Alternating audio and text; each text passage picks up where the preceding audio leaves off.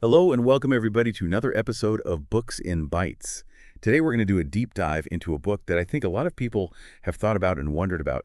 How did China transform itself from kind of this isolated, largely agrarian society into the economic powerhouse that we know today? Yeah, it's a really complex story, but I think this book does a fantastic job of unpacking it. It really emphasizes the interplay of, long-term historical trends, deliberate policy choices, and even, I think, a bit of luck in shaping China's trajectory. Okay, so before we kind of get lost in the details here, what are some of the key takeaways maybe for our listeners? Well, I think one of the big ones is that it challenges this idea that China's economic success is all due to the reforms that began in 1978. The book really argues that understanding the pre-reform era, the geography, the institutions, even the agricultural practices, is really crucial for understanding what came later. So it's not just about like the China boom of recent decades. We need to go further back. Exactly. And then second, I think the book highlights the sheer scale and diversity of China's economy. We're talking about a country with dramatic regional variations Yeah. where, you could have a village specializing in buttons coexisting alongside, these massive state-owned enterprises. Buttons, you say. That's Yeah. not what usually comes to mind. Okay, so let's start at the beginning. What does this book tell us about traditional China before all the kind of upheavals of the 20th century? So it paints a picture of a surprisingly sophisticated agricultural system, intense human labor and these ingenious techniques like using what they call night soil as fertilizer allowed for remarkable productivity in certain regions at least. You had this incredibly fertile area, the lower Yangtzes, which became kind of the economic heartland. But even with those techniques, Yeah. China was still vulnerable to famines, right? Absolutely. And I think that vulnerability has a lot to do with geography. Yeah. The book talks about this line called the Chong line, which divides China into kind of this densely populated fertile east and then this vast, sparsely populated west. And even today, a staggering 94% of China's population lives east of that line. Wow. So that geographic divide has Yeah. had a huge impact on where economic activity is concentrated. Hugely. And it's not just about agriculture. The East also became the center of trade, particularly the lower Yangtze region. Meanwhile, the Northeast, Manchuria, was rich in resources like coal and iron ore, and that eventually led to it playing a major role in heavy industry. Okay, so we've got this picture of traditional China with these distinct regions, each with their own economic strengths and weaknesses.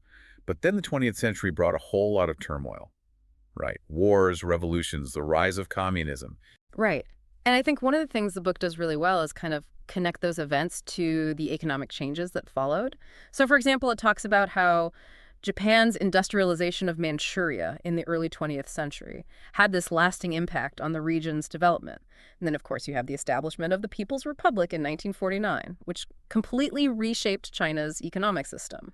This is where the socialist experiment begins, right? The book calls it the Big Push era. What exactly did that entail? So imagine a government trying to build an entire industrial economy from scratch. That was essentially the goal of the Big Push. The government took control of virtually everything: resources, production, even people's careers. They prioritized heavy industries like steel, aiming to create this self-sufficient system. So did it work? Was China able to rapidly industrialize under this system? There were some initial successes, but it definitely came at a cost. The book emphasizes how this focus on heavy industry meant that, ordinary people didn't really see much improvement in their living standards. Consumer goods were scarce, and the emphasis on central planning led to inefficiencies and bottlenecks. And this is also the era of the Great Leap Forward, right? Exactly, one of the most devastating famines in human history. And the book doesn't shy away from detailing, the horrific consequences of that campaign. It's a stark reminder, I think, of the human cost of misguided policies.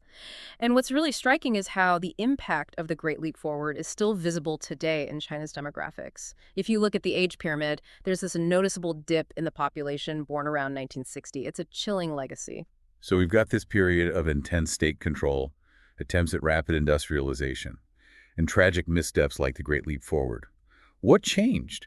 How did China move away from this system and toward the more market-oriented approach we see today? Well, it wasn't a sudden shift. The book points to the third plenum of 1978 as a key turning point. This is where Deng Xiaoping comes to power, and he starts to introduce these market-oriented reforms. But what's really interesting is that they didn't just scrap the entire socialist system overnight. This is where the dual-track approach comes in, right? Exactly. The idea was to allow the market to gradually grow alongside the existing planned economy. So you had this fascinating mix of, private entrepreneurship starting to emerge alongside these giant state-owned enterprises. That sounds like a very delicate balancing act. How did they manage to make that work? Well, one of the things the book emphasizes is that China actually used some of its planned economy tools to help smooth the transition. For example, they used price controls to curb inflation, and they shifted resources towards households. It's a bit counterintuitive, but this gradual approach actually helped lay the groundwork for more sustainable growth in the long run. So instead of the, shock therapy that some other former socialist countries adopted, China took a more gradual path. Exactly. And the book argues that this gradualism, while messy at times, ultimately helped China avoid some of the social and economic upheavals that those other countries experienced. Okay, so we're starting to see the seeds of the economic powerhouse we know today. But there's still a long way to go, right? Oh, absolutely.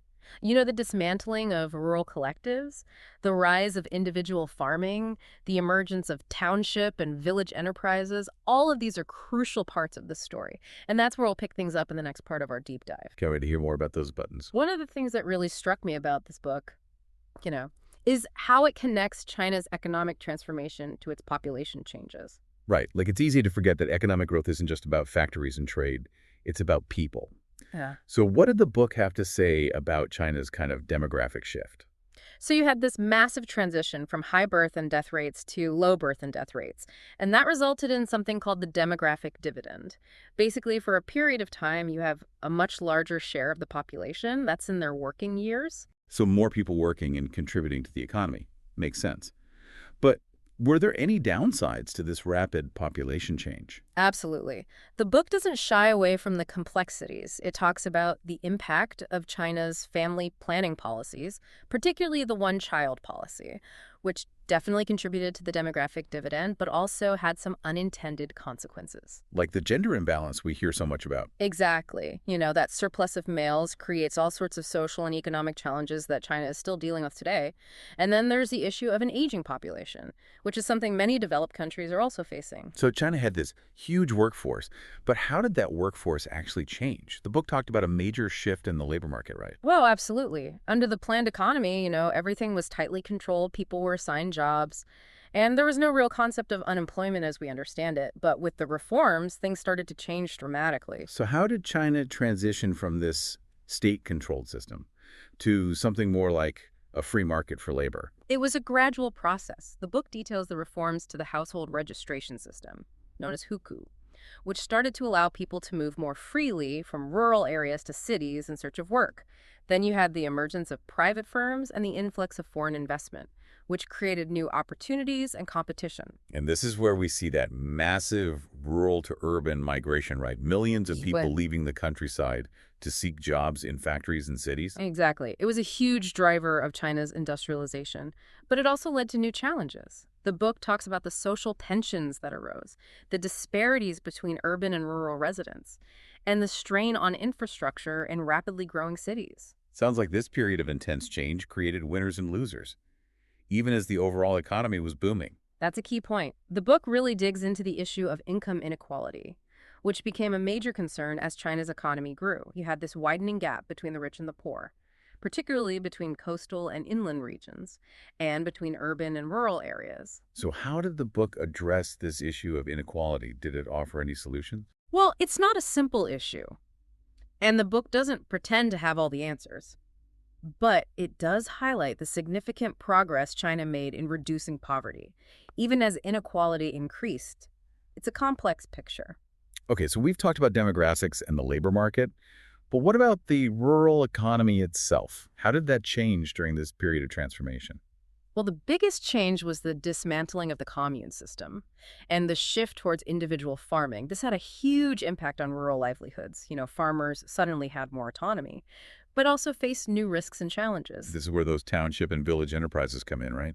the TVEs. Exactly. The book does a great job of explaining how TVEs emerged as a way to absorb surplus labor in the countryside and drive rural industrialization. They were incredibly diverse, producing everything from construction materials to those buttons we mentioned earlier. So the TVEs were kind of a bridge between the old system and the new market economy. That's a good way to put it. But as the market economy developed, many TVEs faced new pressures. Competition increased, incentives changed, and many were privatized in the 1990s. That makes sense. And what about agriculture itself? How did farming change during this period? Well, it's an incredible story. China went from struggling to feed its population to becoming a global agricultural powerhouse. The book highlights the role of new technologies, like high-yielding crop varieties and improved irrigation systems, in boosting productivity. So China managed to modernize its agricultural sector while also undergoing this massive industrialization and urbanization. Yes. But the book makes it clear that the agricultural sector still faces challenges. There are concerns about environmental sustainability, land degradation, and the need to balance food security with market forces. Okay, so we've covered rural areas. But what about China's cities? They must have been undergoing incredible transformations during this time. Absolutely. The book dives into the rapid pace of urbanization, which led to the emergence of megacities and a complete reshaping of the economic landscape. You had this incredible concentration of people and industries in urban centers, driven by migration, industrialization, and government policies. But rapid growth comes with its own set of problems, right? Of course. The book talks about housing shortages, traffic congestion, and environmental degradation as major challenges. It also gets into the role of the state in managing urban development and the increasing importance of land finance, which has both fueled growth and created vulnerabilities. It sounds like China's cities are a microcosm of the country's economic transformation as a whole. Incredible dynamism, but also a lot of growing pains. That's a good way to put it. And speaking of dynamism, let's not forget about the industrial sector. That's really where we see China's rise as a manufacturing powerhouse. Right. This is where we start to see made in China everywhere. But how did China's industries actually change during this period? Well, under the planned economy, it was all about state-owned enterprises, or SOEs. But the reforms opened the door to private firms and foreign-invested enterprises, creating a much more diverse and dynamic industrial landscape. So those giant SOEs started to face competition. Exactly. The book details the long and complex process of SOE reform, including privatization, mergers, and acquisitions. It's a story of both successes and challenges, with questions still remaining about corporate governance, efficiency, and competition. It sounds like even with all the reforms, the state still plays a significant role in China's economy. Absolutely, but the role has evolved. And it's not just about SOEs anymore. The book also talks about how China has become deeply integrated into global value chains, producing goods for companies all over the world. So we're talking about everything from iPhones to clothing being manufactured in China. Exactly. But the book also points out the challenges China faces in moving up the value chain. They've become a manufacturing giant, but becoming a leader in innovation is a different story. Which brings us to technology. China has been making a big push to become a global technology leader. How does the book address that? Well, it highlights the government's focus on indigenous innovation, particularly in sectors like renewable energy and electric vehicles. They've invested heavily in research and development and tried to attract foreign talent. And we've seen those efforts reflected in the huge number of patents coming out of China. Right. But the book also raises questions about the quality of those patents and the ability to translate technological advances into commercially successful products. So it's not just about quantity, it's about quality and impact. Makes sense. Okay, so we've covered a lot of ground here. Demographics, labor, rural and urban economies, industry, technology. How does the book tie all of this together in terms of China's overall engagement with the global economy? Well, it traces China's journey from a relatively closed system to a major player in international trade and investment. It talks about key milestones like China's accession to the World Trade Organization, which really opened up the floodgates of trade. And we've seen the impact of that, right? China has become a major exporter and a major importer. Exactly. But the book also delves into the complexities of managing this increased engagement with the global economy. Like those trade disputes we've seen with other countries. Exactly. And concerns about intellectual property protection and the challenges of managing a more open capital account, which can be risky. It's a constant balancing act. So as China has become more integrated into the global economy, it's also had to grapple with a whole new set of challenges and tensions. Absolutely. And managing those challenges will require both skill and a willingness to cooperate with other countries. Okay, so we've journeyed through centuries of China's economic evolution, from night soil fertilizer to navigating the complexities of global trade. So what's next? Where does China go from here? Well, the book argues that China's future really hinges on its ability to navigate kind of this tricky balancing act. It has to manage these internal pressures like income inequality and an aging population, while also facing these external challenges like, geopolitical tensions and a shifting global economy. So it's not just about maintaining the incredible growth they've achieved over the past few decades. Right. The old playbook might not work anymore. The book highlights the need for China to transition from an economy based on investment and exports to one driven more by domestic consumption and innovation. That makes sense. But changing an economic model that's been so successful, I mean, that can't be easy. Definitely not. And the book doesn't sugarcoat the potential obstacles. It talks about the need for, further financial system reform, addressing environmental challenges, and finding ways to promote more inclusive growth that benefits all segments of society. So what does that look like in practice? What specific challenges kind of stand out? Well, one of the big ones is income inequality. China has lifted millions out of poverty, but the gap between the rich and the poor has widened significantly, and that can create social tensions and instability.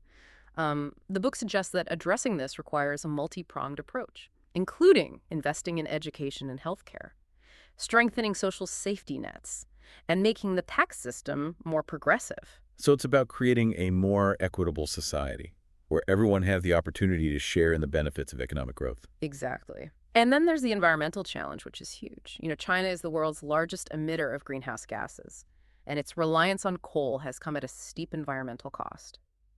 The book highlights the need for a continued shift towards cleaner energy sources, stricter environmental regulations, and a more sustainable model of development that doesn't sacrifice the environment for short-term economic gains. It sounds like a daunting task. Yeah. But the book did mention some positive developments, right? Like, didn't China invest heavily in renewable energy in recent years? Absolutely. And they've made progress on things like air quality in some cities, but the scale of the challenge is immense. And it's going to require, sustained effort and political will.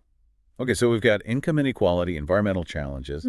What about this shift towards innovation that we talked about earlier? How does the book see that playing out? Well, the book argues that becoming a global leader in innovation is crucial for China's long-term economic prospects. They can't rely on being the world's factory forever.